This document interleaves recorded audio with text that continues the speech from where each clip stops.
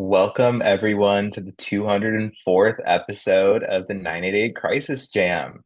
My name is Trace Terrell, and I'm a current student at Johns Hopkins University and a former volunteer with Youthline, a teen-to-teen suicide prevention and mental health crisis hotline based in Oregon. Today, our topic is nursing role in crisis care, and we are so lucky to have a featured presentation from Heidi Warrington, President and Principal Consultant of Warrington Solutions and a nurse executive consultant for behavioral health.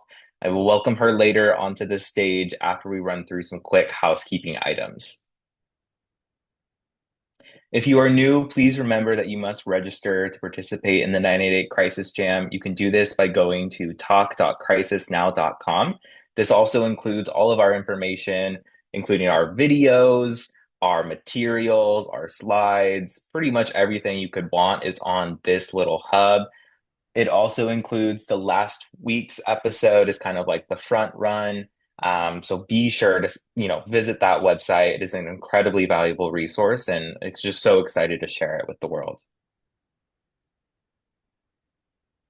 And very excitingly, if you've been here before, you would know that this slide previously said 400 unique speakers. Well, now we're at 500 unique speakers. If we could get like a virtual round of applause for that, that's amazing.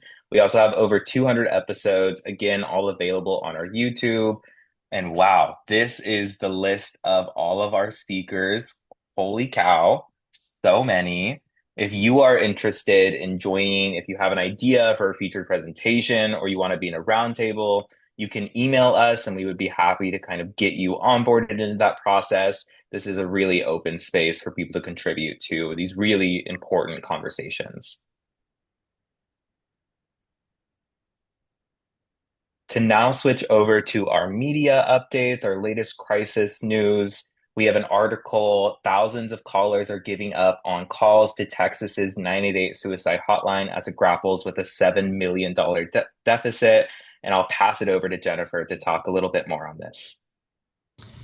Hi, well, I'm sure many of you can understand the feelings that I had when I saw this headline, as it is grossly inaccurate as far as the impact that Texas 988 centers are having on the people that we serve. I'm hoping that people actually took time to read through the article, which is actually okay. But I have some fears, again, just working as many of us do with media across the country, that headlines like this can really discourage people from reaching out because it makes it sound as if they're not going to be able to get the help that they need on the other end. So I have taken the liberty in my LinkedIn to reframe the headline to Texas 988 centers are heroic in their masterful use of limited funds, serving over 17,000 callers monthly. And so, the number of calls that we take monthly are more than some states take cumulatively, across several months. So we're very, very proud of the work that's happening here in Texas. We have a wonderful working relationship with our funders at the Health and Human Service Commission in the state of Texas, who are also working heroically to try to uncover every dollar under every stone to figure out how to help us. Now, do we need new dollars in order to serve the ever increasing number of folks that we are hearing from? Absolutely. Do we want to increase our in-state answer rate even more than we already have? Of course we do. So there are components and elements of these stories that are true. But again, I feel I would rather work with media in partnership to try to help lift us up and talk about the ways that we are supporting and collaborating with the people in our communities and with our funding sources, as opposed to what I consider sort of fear-mongering based journalism. And so we are reaching out to our media partners to try to help again with this messaging. But again, as many of you have reached out to me, you know that sensationalism sells, and in this particular media cycle, this is what got picked up. So thanks for taking the time. If anybody has any questions or wants to follow up with me about what's going on here in Texas and the amazing work that the 988 Texas centers are doing every day, I'm more than happy to talk with you about it. Thank you, Jennifer, for that reframing. And also thank you for the incredible work that you do just managing all of that. It's really, really phenomenal. So thank you. Can move on to our next. We have one more update regarding a SAMHSA state TA opportunity on January 28th from 3 to 4:30 p.m. Eastern Standard Time. We dropped a link in the chat if you're interested in participating in that. It's regarding state peer-to-peer learning session. And for another quick update, really exciting to announce that there are Crisis Jam debates. Now, we had four of these last year, and we actually have scheduled four more, upcoming. So our first is crisis facilities should take both voluntary and involuntary referrals coming February 5th. The second is all states should enact legislation that includes a 988 fee, similar to how we pay for 911. Our third is mobile crisis should always be dispatched by the local 988. And the fourth is IMD should apply to beds in an emergency behavioral health crisis receiving facility. As a reminder, these debates are all fun and friendly and mainly just meant to have constructive conversations about these really important policy issues. For everyone's favorite part of the week, our crisis trivia hot seat. I'm actually going to invite up Heidi. She's on my screen right now. You can be our little hot seat participant. This is also open to everyone in the audience. We want all the crisis jammers on right now to participate. There will be a poll that pops up. So please do if you're able to. I'll read first. Congrats to John, Jill, and Belina. SAMHSA's team has done amazing work in 2024, engaging an extensive group for national guidelines for behavioral health, coordinated system of care, and model behavioral health crisis services definitions, which are being published today. Published Yay. today. Very exciting. So our question is a little bit about the history. Which of the following crisis policy documents came first? A, Beyond Beds, National Guidelines from SAMHSA, B, the Crisis Monograph from TAC, Crisis Now, Action Alliance, or D, Crisis Services Effectiveness from SAMHSA. So Heidi, do you have anything that you would immediately want to rule out? Anything that's like speaking to you? The first I'd like to rule out, which we know Beyond Beds is a recent document, just at the emergence of the pandemic. But I'm really leaning towards the crisis monograph, the technical assistance committee, because that laid the track and the foundation for the crisis at a very early time. So ruling out A and leaning towards B as the B, first policy okay. document. Okay. Everyone else, please make sure to also submit your responses and congrats again to the SAMHSA team as well. We'll give about 30 more seconds for people to go through, respond to the poll if you haven't already. I can read the question again as well. Which of the following crisis policy documents came first? A, Beyond Beds, National Guidelines from SAMHSA, B, Crisis Monograph from TAC, C, Crisis Now from the Action Alliance, and D, Crisis Service Effectiveness from SAMHSA. Okay, I believe our poll should be closing, and there it is. You were right, Heidi. B, Crisis Monograph from TAC is the correct answer. Thank you, everyone, for participating. Those results, fascinating. Awesome. And we have a little bit more information here and a little quote to go over from Kevin Martone. He wasn't able to be here today, but he left a quote for us. In the 2005 TAC crisis monograph was important in two ways. One, it provided a framework, one that holds true today, for systems across the country to fill the void where crisis systems didn't exist. And two, it recognized that there were pioneers that were doing the core components of crisis systems over 20 years ago. I am proud that TAC has been part of this national transformation. I am too. That's wow. 2005. That's 1 year after I was born, which is a little bit wild to think about. Alrighty. So I'm really excited. I'll now pass it over to Heidi. Thank you again for being our featured presenter. So lucky to have you.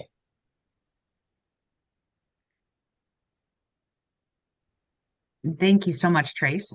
I'm really excited to be here. So first, I'd like to thank Karen Jones, Dr. Browning, and David Covington for elevating this presentation and recognizing nurses' integral role. And I'm very Okay, excited what am I that getting? in our conference that Okay. Can I get a chance to take a cup of water, please? thanks, Howard.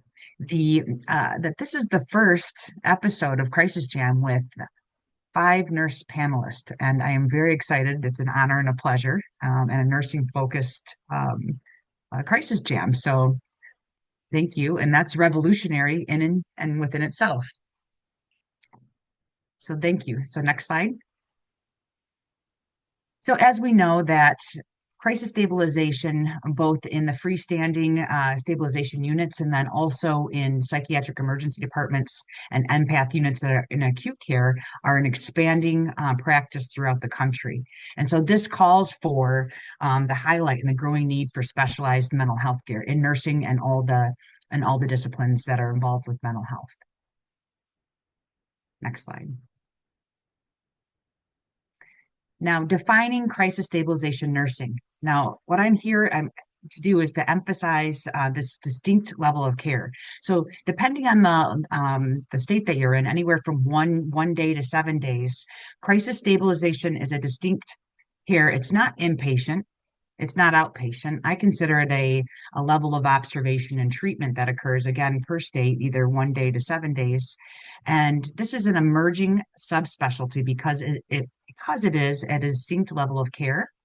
And this is driven by, again, the increased number of crisis stabilization units throughout the country. Now, there is a call for distinct scope and standards within the nursing practice, but as in many programs, we are flying the plane and building the plane at the same time is how we're putting this together. And what I'm really excited about with this particular emerging subspecialty of nursing is that this has the potential of enabling a full top of license nursing practice. Now, in the nursing profession, we have been talking about top of license nursing care for a very long time, and it is rarely implemented. And in crisis stabilization, this is the perfect opportunity to have this defined scope and standards that will really enable a nurse to practice at their top of license. And I'm very excited about this. And there's a holistic and individualized approach that is can be utilized in crisis stabilization, where nurses can really address the needs of the mind, body, and spirit, again, which are the foundations of individualized nursing care. And aside from crisis intervention alone, nurses incorporate a comprehensive, recovery-oriented and trauma-informed approach to care. So this is, in a nutshell, the definition of crisis stabilization nursing. So next slide. Here's a photo of, the recliners or the rooms that would be in this trauma-informed, very therapeutic environment.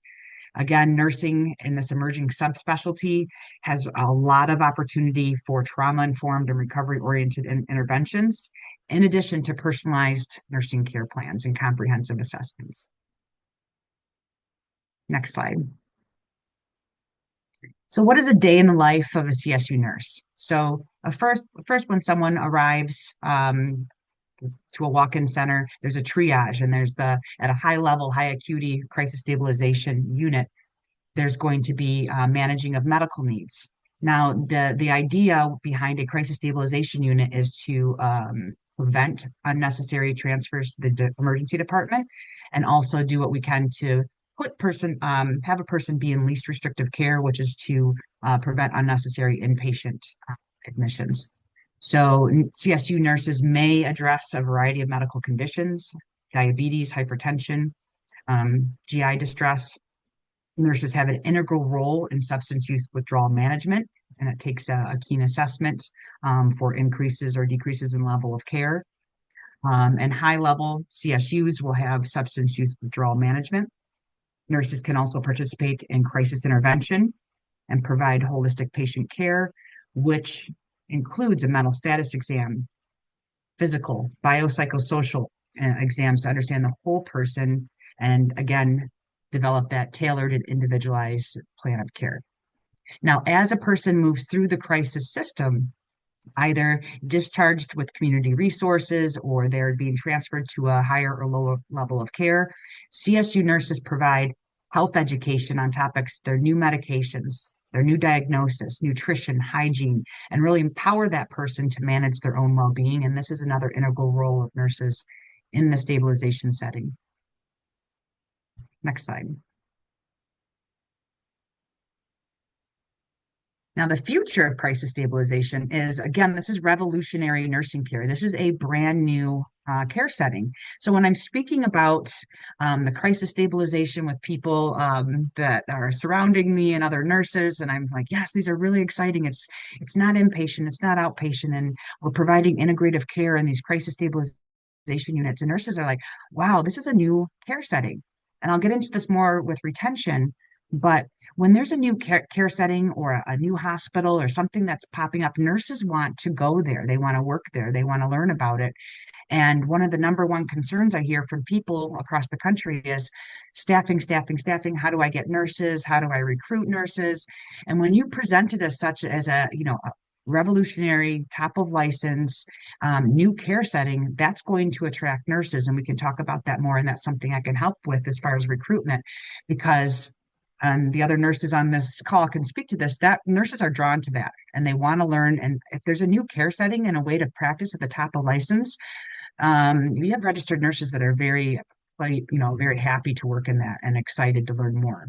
So in theory, the recruitment, if presented appropriately, really shouldn't be an issue, because there's no reason why we wouldn't have a flock of nurses. Now, the only thing that would be a barrier would be nurses reporting to nurses, having strong nursing leadership in the crisis stabilization unit, and then also having the training and competencies that go along with an emerging subspecialty.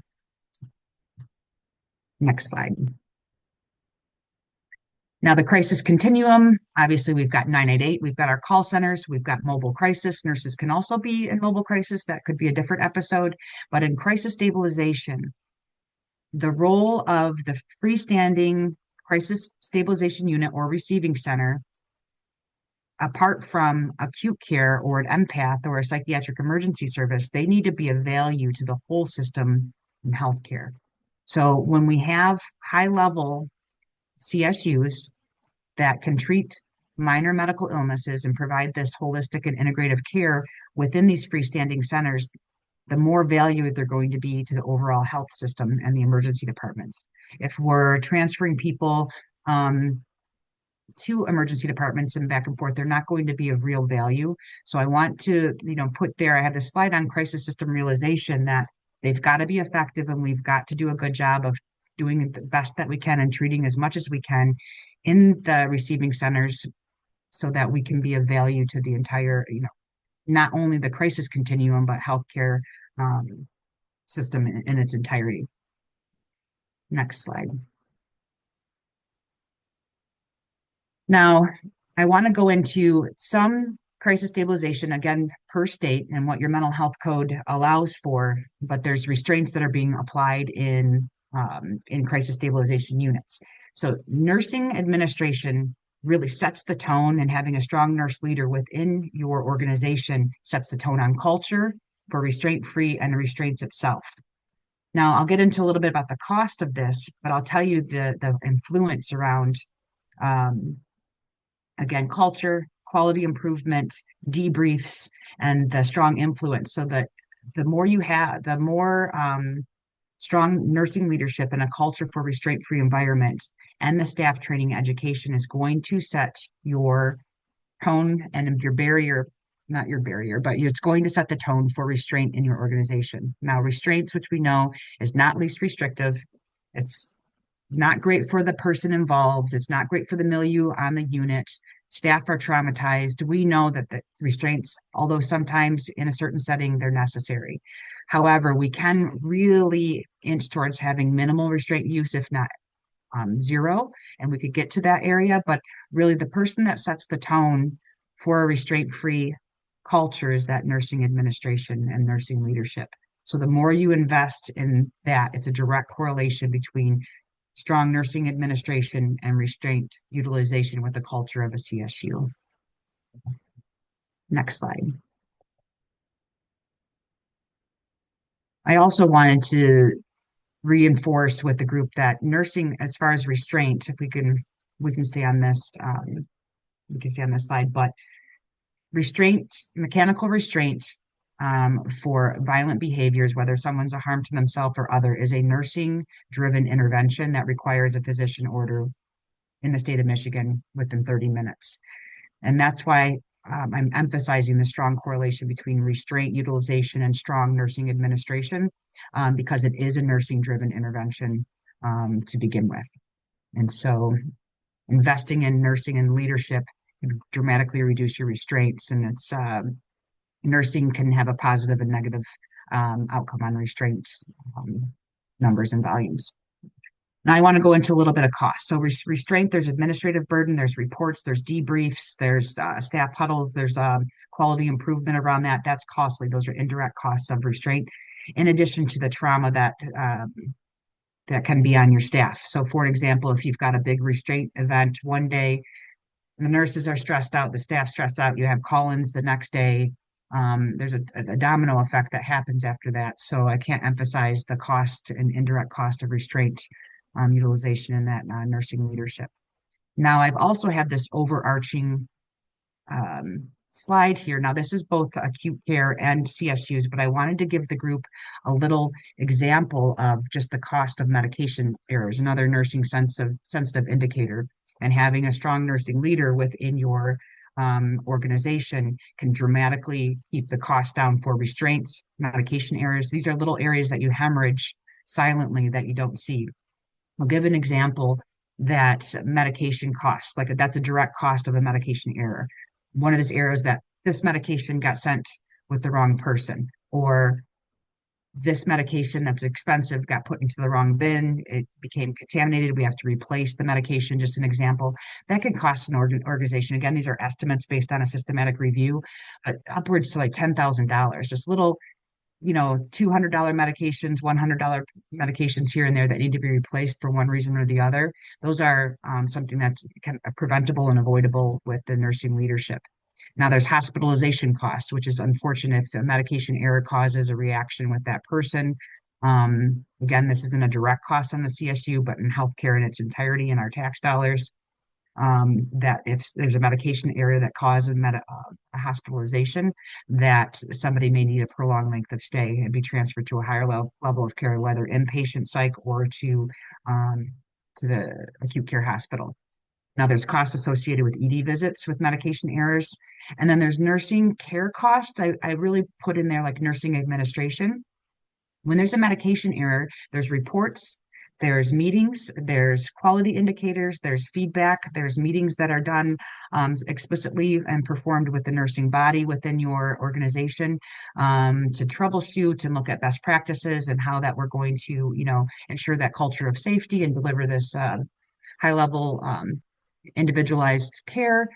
Those are the indirect costs because those reports and the meetings and the feedback and all that go into, and perhaps getting a new medication dispensing machine and having new electronic medical medication administration record. Those are a lot of costs that are associated, and then they're estimated at I think they're a lot higher than this, but just think about the administrative burden around the reports that go into medication errors and the feedback to the staff. So there's a lot of money that it doesn't always get recognized in medication errors, and nurses can control this potential hemorrhage for organization. Next slide. Now we'll get to the big dollars is nurse retention and the cost of turnover. About 15 years ago, when I was a nursing educator, and we were going through a magnet status, which the whole point is to have strong nurses stay and retain good nurses and provide them with the training that necessary and credentialing. So at that time, again, this was between 10 and 15 years ago, the average cost to train a nurse, and this is an acute care model, was about $25,000 from the onboarding to the training to the preceptor to the orientation. And before that nurse was on their own, it's about $25,000. So I've given a conservative number here based on recent data that would be best, compiled in this crisis stabilization setting, but it's very costly. So if a nurse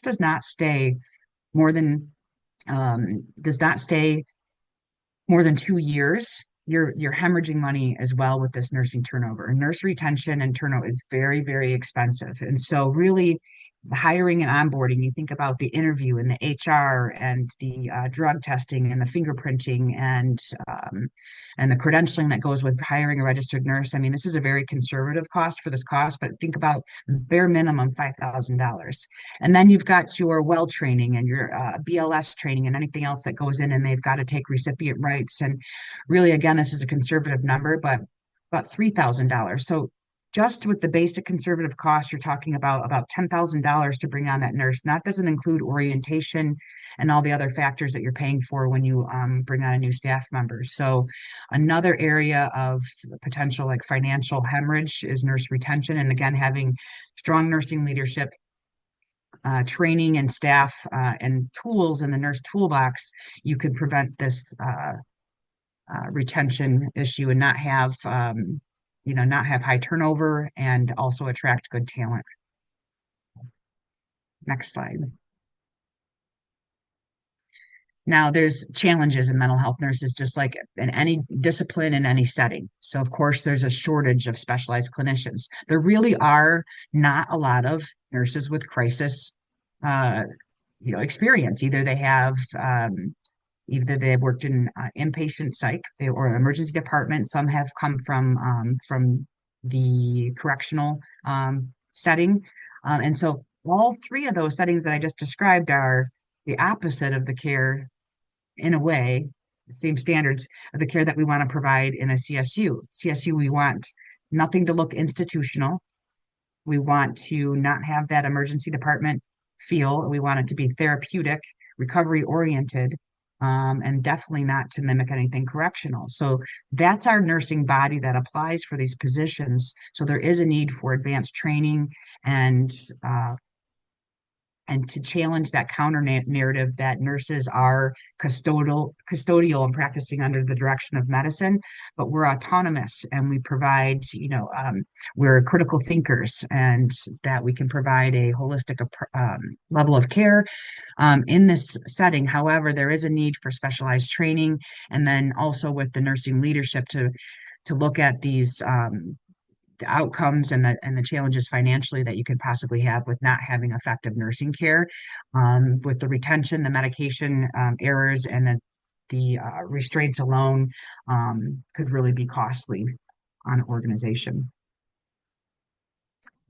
Now, because this is an emerging subspecialty that we don't have a lot of comprehensive evidence, we are building the evidence. There isn't this large database of best practice for crisis stabilization unit nursing. I'm here to help with that, with being one of the few in crisis stabilization early as an emerging leader.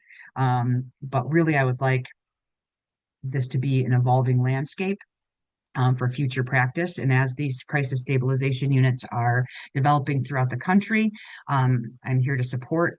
I currently work with the crisis stabilization certification in the state of Michigan, and also affiliated with the University of Michigan psychiatric nursing. And I would love to answer any questions that you may have based on this conversation. Next slide. Here's my website and my email address, and I'd like to thank you all for paying close attention and attending uh, this talk today. And now we can go on to our fantastic panelists and on to questions. Thank you, Thank you so Ivy. much. Yeah, thank you so much for that incredible conversation. I'm excited to welcome up Dr. Dawn Goldstein, the past president of the Michigan chapter of the American Psychiatric Nurses Association. She is an assistant professor and the program director of the Psychiatric Mental Health Nurse Practitioner Concentration Program at the College of Nursing at Michigan State University, and also board certified psychiatric mental health nurse practitioner. Welcome. We are so grateful to have you. I'm also excited to welcome Dr. Tanner Funk to the stage as well. He is the past president of the Kansas chapter of the American Psychiatric Nurses Association. He's currently an education specialist at the University of Kansas Health System in Kansas City, Kansas, and the lead facilitator of the mental health training program, mental health fellowship program, and trauma-informed care program at this health system. And Trace Tanner is needs a password. Something happened with for his login. Can Wendy send? Uh, sh- Yeah, we will get that going right now. And I think we can probably start off with Dr. Goldstein. Any yes. impressions on Heidi's presentation? Thank you for having me today, and I'm really happy to weigh in. Even though we have many frameworks for emergency preparedness, crisis responses, and healthcare, they've been established, but many registered nurses and advanced practice registered nurses are not consistently prepared to work in crisis stabilization units. As an educator, we may integrate a little bit into our curriculum, but are we preparing people well enough to be in this subspecialty? So we have to first consider what is that population that's being treated, individuals who, because of maybe a mental health condition or substance use, may be agitated, suicidal, possibly experiencing psychosis, intoxicated, experiencing withdrawal. It's a population that can be really challenging to serve, but it's also a population that's greatest in need of crisis, stabilization care, specialized crisis care. And when we consider who's providing this crisis stabilization unit care, when we're looking at nursing, since that's the focus, we need to think of how are we building up the workforce of registered nurses to practice at the top of their licenses that have the capacity and the skills for behavioral health crises, to have that distinct scope and standards to support the expanding crisis stabilization unit practices. We know that our nurses need to meet the American Association of Colleges of Nursing Essentials and Competencies. Nurses do complete education that focuses on quality and safety as core values of nursing practice, enhanced quality, minimizing risk of harm to patients and providers through both system effectiveness and individual performance, but standard curriculum and competency develop often don't exist at this micro level related to crisis stabilization units. And as Heidi had mentioned, we need that trauma-informed, recovery-oriented, programs that employ interventions that allow these patients to be treated in a different manner than they would be in an emergency room or incarcerated or at a higher level of care of an inpatient unit. We also have to consider other types of education components for this specialized care, including the capacity to treat youth, children, older adults, people with co-occurring substance use disorders, diverse language needs, and cultural backgrounds. So really being able to provide and educate nurses in this specialized care, they need evidence-based, culturally informed clinical practice education curriculum and standards so that they can be effective and safe in a crisis stabilization unit. Thank you so much for those thoughts. I know we are navigating some tech difficulties right now, but I'll pass it back to Heidi for any closing remarks, any statements regarding that. Yeah, thank you, Don, for that strong statement. And I wanted to reinforce that strong nursing leadership and well-trained nurses will lead to positive outcomes and reduce cost in the crisis system and provide that trauma-informed, recovery-oriented care that the people that we serve deserve in a crisis stabilization setting. So, as an emerging practice and an emerging leader in this practice, it's a pleasure and an honor, and we're very excited to continue to support this high level care that's going to be delivered in crisis stabilization and receiving centers. Thank you both so much. Unfortunately, Dr. Funk was unable to join us, but trust that this will be the first of many conversations on the 988 Crisis Jam, specifically with nursing.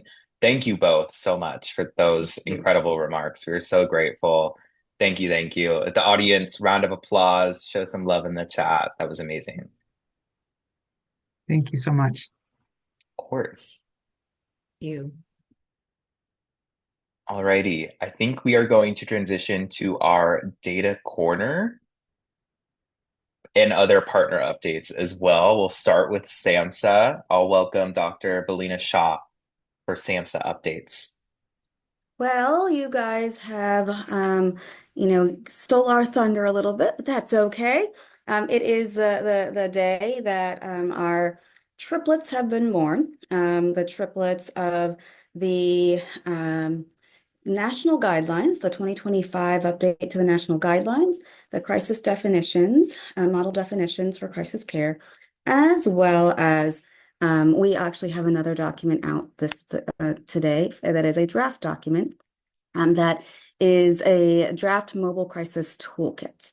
So, if possible, um, this is very exciting news. Yes. So just to give you guys a framework, because this is a lot at once. So when you look at these documents, we have this first one. I'm going to share a quick slide. Thank you guys for giving me abilities to share quickly.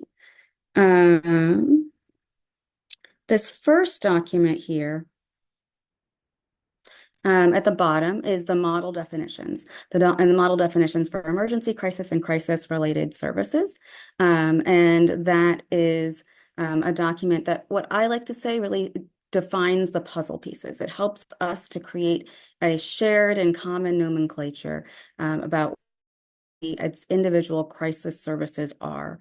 Heidi mentioned it in earlier that, in Michigan, this is how it's defined, and it's somewhere between this and somewhere between that. But we have created a document that really helps to clarify what the services are, how they're different from each other, who provides the services, etc. We don't have explicit authority to say exactly how this must happen in every state. That's not our role as the federal government and not our statutory authority, but we have done our best with the help of all of you guys and experts from the feedback from the JAM, many experts, and so many of you have been part of our panels, etc. So this is a shared group. Congratulations today. Then the second major document that I like to say, after you've created those shapes of those puzzle pieces, is you help to figure out how the puzzle pieces get together. And that is what we have affectionately, we're calling for quite some time, the National Guidelines 2.0. And we now have a new title for that, the National Guidelines for a Behavioral Health Coordinated System of Crisis Care. We have even an acronym for it because we're government and that's what we must do. So we have this new second document, and that's really describing taking the foundational guidelines and trying to also and incorporating that with the definitions, the model definitions of all these other services, and then putting it together in a holistic way. So, and thinking about how we take services into systems. And that is what we have affectionately called National Guidelines 2.0. And the third document is the Mobile Crisis Toolkit. And this document is yet a draft. It is only a mere 300 pages, so start your reading now. But it is over 13 chapters of comprehensive information about a service that we know generally what it is, but as even we were writing this, we knew that there were lots of gaps to fill. So this is a draft that will be open for public comment as of today, right now, noon. You actually even have gotten this information before the 2 p.m. full e-blast that's going out through SAMHSA in a couple of hours. This will be open and through March 21st of 2025. So we'll have a couple of months for this, since we know it's a longer document. We want to make sure that we had ample time for this review period with a plan for revision and also a shorter summary document and some graphic design, et cetera, of that document to come out by the end of the fiscal year. So I just wanted to give you guys that update. I'm sure I went over, but I'm just so excited. We will be, I think, in a couple of weeks returning to talk about it in more detail. Yeah, I'll leave it there. And just once Thank again, you, Dr. Shaw. thanks to John Palmieri, Jill Mays, who we were the three musketeers on these documents, and just congratulations to the cross SAMHSA team, as well as all of you guys, because through the public comment, the groups, etc., you guys have all helped us to make this better. Okay, I'm done. Thank you, Dr. Shaw. I'll turn it now to Wendy Morris for our NASHBID update. Great. Thank you so much, Trace. It is so exciting for me to be here and giving the NASHBID update with this focus on nursing, because I am also a a nurse. I have been licensed as a registered nurse for going on 40 years and have been certified as a community health clinical nurse specialist for more than 30 years, but have spent the vast majority of my career in behavioral health. Next slide. So I just want to talk, next slide. A little bit is about behavioral health across the behavioral health continuum. And Heidi touched on a lot of this, but so I'm just going to reiterate a few points. And first is, nurses bring a very unique skill set and can really add a lot to your team, whether it's in a crisis center or another part of the behavioral health continuum. Registered nurses, their formal education and training does include behavioral health. They're able to provide holistic care, as Heidi said, mind, body, and spirit is part of that training. So they're able to bring that integrated care into your arena. They're skilled at physical assessment, including, again, mental status, cognition, communication, a long list, in addition to all those kind of body systems. They're good at medication management, and this is just the highlights. Nurses are able to practice in multiple settings and hold varied roles. So inpatient settings like hospitals, outpatients like clinics, but also home health, long-term care, hospice, emergency rooms, and other emergency services like flight ambulances, crisis services, as we're talking about here today, disaster response, as I touched on a little bit last week. And then there's education, training, quality assurance, risk management, leadership. In my career, I ran a psychiatric hospital for a number of years, and I held the position of commissioner for the Department of Behavioral Health, Developmental and Intellectual Disabilities in my home state for a number of years. And I have lots of colleagues who held similar positions. Now, as we talked about in the feature presentation, nurses need specialized training wherever they're going to work, right? If you're going to work with patients who had just had surgery or are going to have a baby or are recovering from, a major heart attack, those are all things where you have to have specialized training. But that kind of baseline knowledge that nurses get in their training education makes a transition to behavioral health pretty easy. It's about interest, it's about motivation. And nurses obviously can get a lot of training from their employer, but there's also lots of other ways. There's conferences, there's continuing education, and other ways that nurses can build their skill set. The other thing just to mention is that, nurses deal with different kinds of crises wherever they work, and they also work with people with behavioral health issues wherever they work, right? Because people with mental illness obviously have medical issues like all other humans. They have babies, they have surgery, they get colds, they get fevers. So wherever you work as a nurse, you're going to take care of people who have co-occurring behavioral health issues. And you're also going to have, as I said, crises. Patients, families, they can have anxiety, agitation, they can get angry. You can encounter threats of harm or physical assault. It may be the shock of a new diagnosis. It may be the loss of a loved one or grieving the loss of some bodily function or ability to do something you love in your life. It might be trauma. So nurses tend to be skilled at debriefing patients, family, staff, and that sort of thing. Next slide. Just to touch really briefly on workforce challenges, and this is going to be covered more by my colleague in the data corner. But NASHBID, we do have a behavioral health workforce resource guide. We're in the process at the very beginning of updating it yet again. And we would love to hear your state examples of how you're using nurses in your system, what you're doing to train them, so we could share that with other states. And then just to mention other disciplines that we're interested in hearing more about are pharmacists, occupational therapists, peer support, navigators, and liaisons. And you can send those stories to me at wendy.morris@nashbud.org. And thank you. That's it for today. Thank you, Wendy.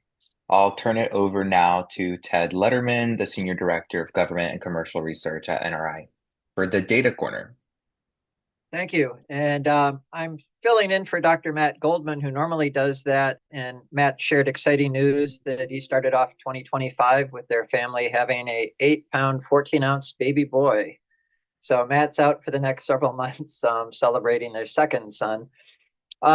I'm pleased today to introduce Sherry Dawson. Sherry is another nurse working with NASHPD, but she's over 42 years experience in nursing and 35 years specifically in behavioral health.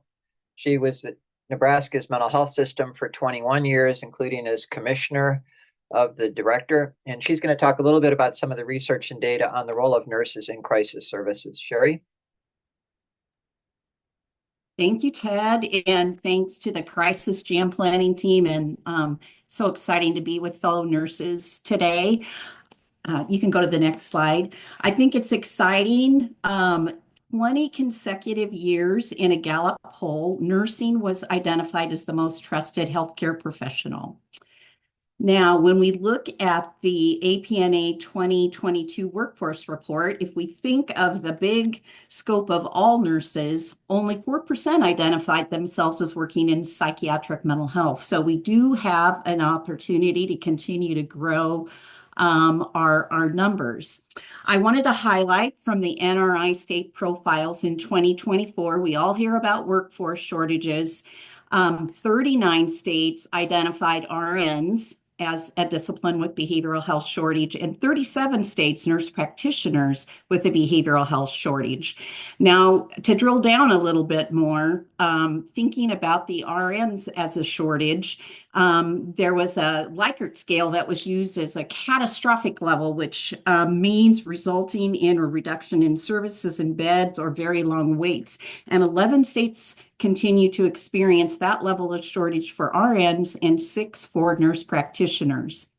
There was also identification of crisis receiving and stabilization facilities, which we're talking about today, and specifically 17 states identified RN and nurse practitioner shortages at that catastrophic level. So again, we have some great opportunity to identify some of those recruitment and retention strategies that Heidi mentioned. And also Dawn talked about some of the opportunities with nurses in curriculums. Next slide, please. The Policy Research Associates did a survey of existing crisis stabilization centers, and of those centers that responded, 57% identified that their most significant pain point or challenge, no surprise, perhaps, was related to identified staffing of qualified and licensed staff, staffing a 24/7 center, and team cohesion, given that many crisis stabilizations have multiple partners. Now, again, back to the 2022 APNA workforce report, psychiatric mental health RNs that were surveyed, 62% of those that responded practiced in hospitals. And this was a higher level than in a national survey, which was at 55%. And psychiatric mental health nurse practitioners, 70% identified themselves in outpatient settings, clinics, FQHCs, and community-based programs, which makes some sense as we think about the independent, maybe prescribing practices and opportunities for advanced practice nurses. But as Dawn and Heidi spoke about this morning, I think it does lead us to think about what's the opportunity from recruitment and retention strategies. What do we know about those workforce incentives and barriers to convert that 62% of hospitals mental health nurses practicing in hospitals to get into that new crisis stabilization or into the community? Next slide, please. I wanted to share a little bit about a nursing perspectives and surveys. The University of Nebraska Medical Center in Lincoln had a senior nursing student project that they actually did with me when I was commissioner in 2022. And the nursing students surveyed licensed RNs, LPNs, and nurse practitioners in the state of Nebraska, which at that time had 32,582. Folks, and they had about 3,930 nurses respond. And interesting, one of the questions they asked was working in mental health. Only 20% of those respondents said that they did or would work in mental health or behavioral health, and 80% said that they would not. And of the 20%, in looking at opportunities for what attracted them or what helped them be interested in behavioral health, they talked about knowing someone in behavioral health, both from hearing about individuals with lived experience and also fellow nurses or clinical experiences. So again, I think it goes back to that video and what Heidi and Dawn have talked about today about opportunities we have to continue to grow our workforce. In the APNA 2022 workforce report, they also indicated, respondents, that the top barriers to becoming a behavioral health nurse were two things. One, nurses felt they needed medical surgical experience, right? We're whole health, and that makes some sense. But there would really be no reason with training and curriculum and exposure opportunities that we couldn't have more nurses sooner into the behavioral health field. And the second was that nursing school faculty members indicated the need for medical surgical experience before becoming a mental health nurse. And so again, opportunities to think about this data and what the results tell us about recruitment and retention. I would venture to say that every nurse is a behavioral health nurse from a holistic perspective. But we do have some workforce competency, comfort, perceptions, even probably stigma to continue to educate and be innovative. I will say that one of the outcomes of the senior nursing student project, when they were talking about how they could improve clinical experiences, they did talk about requiring in nurses training, mental health first aid, QPR, and more exposure in community settings. Crisis stabilization centers would be awesome, rather than just psychiatric state hospitals, kind of that highest level intensive care unit. So really good insights, just some data to reinforce both our challenges, but as you heard today, also opportunities to really grow our nursing field, but also to really help serve healthcare needs better for those we love and those we serve in our communities. My last slide, I just have resources available to you from the studies that I looked at, some interesting research. So thank you again for this opportunity. Trace? Thank you again, Sherry and Ted. That was amazing. As a reminder, all of our slides will be posted on the Crisis Jam website, so you can feel free to go there as well. I'll pass it now to Stephanie Pasternak from NAMI and Daniel Heron from Vibrant for state updates. Thank you so much, Trace. I'm very happy to be back on the jam. So for our state update, of course, states are back in session, and Daniel and I are here to tell you all about what new legislation and trends we are seeing in the 988 space from state legislatures so far. And to start, I actually want to talk about something that happened at the very end of last year, and that is Ohio. They have passed now, they're now in green because they have passed parts of the model bill. Specifically, they created a 988 trust fund to house and protect their 988 funding. This was something that was kind of passed at the 11th hour, last day of session there. And the other thing that bill did was actually codify into law a position at the Ohio Department of Mental Health and Addiction Services of 988 administrator. So that is the person who is to oversee the state's 988 program. And then I'll actually jump down to Texas. Another new bill, there's a full version of the model bill pending there. That is Senate Bill 188. It includes a trust fund and a fee of an unspecified amount and defines kind of elements of a crisis care system in Texas. So Texas is one of those states where the legislature only meets every other year. So you might remember a similar bill from 2023, and this is actually a reintroduction of that. And last state I will cover is Maryland. They also have a new bill, Senate Bill 36. It's kind of interesting. It's something I haven't seen before, but what that would do is change some of the rules around their 911 trust fund to allow 911 trust fund dollars to be used to support shared costs that 911 has with 988, including software interfaces, joint training. But just to be clear, there's also language in the bill that that kind of expansion is limited to shared costs and that there's no diversion of funding from 911 to 988 permitted. And with that, I'll just turn things over to my colleague Daniel at Vibrant to provide a few more updates. Great, thanks, Steph. Just want to share a couple things really briefly. On the map, it is not yet colored light green because it was just introduced yesterday.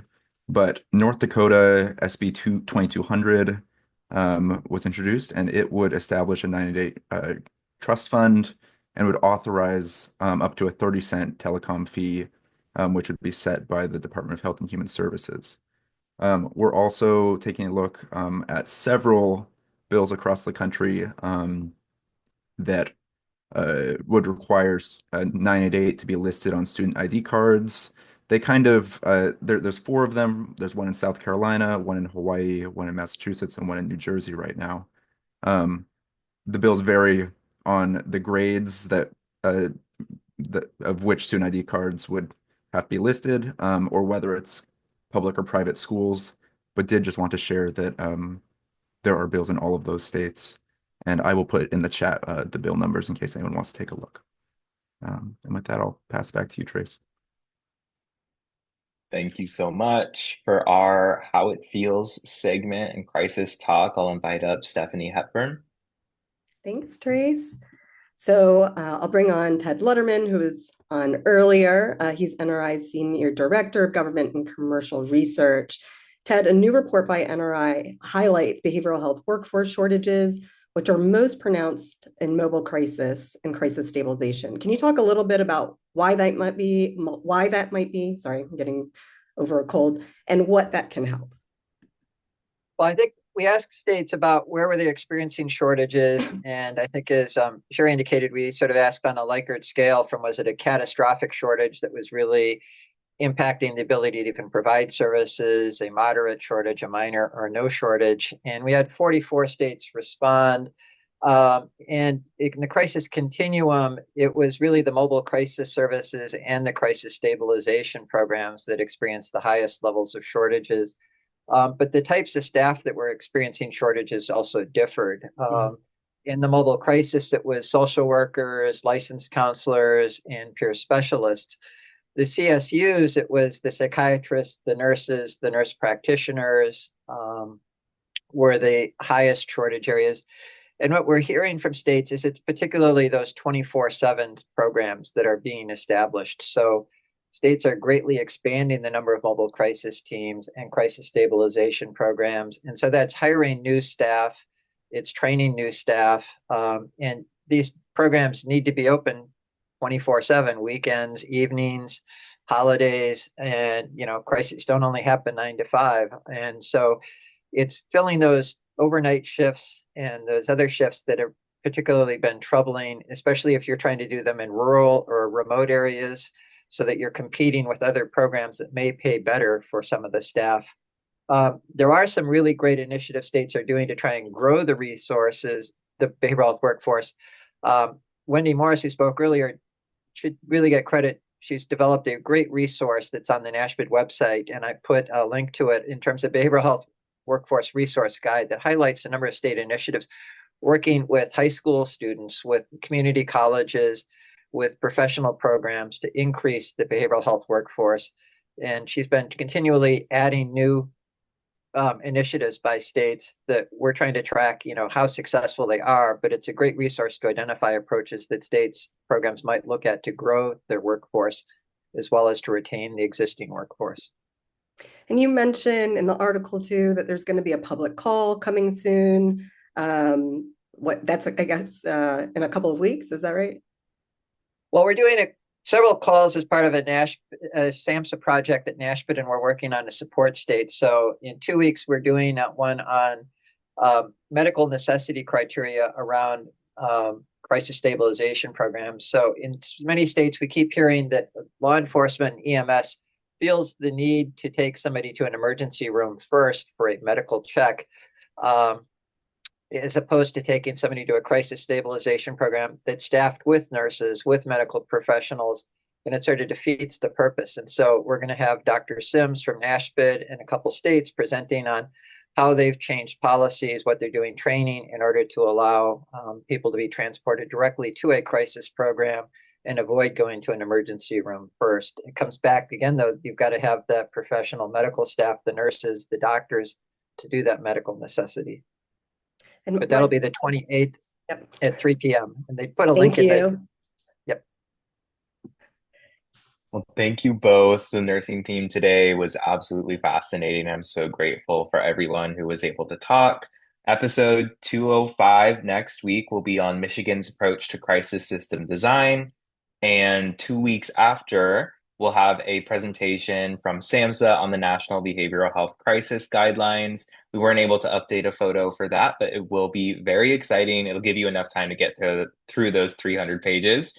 As a reminder, we also have 4 debates up and coming. They're fun, respectful, but also substantive explorations of key topics.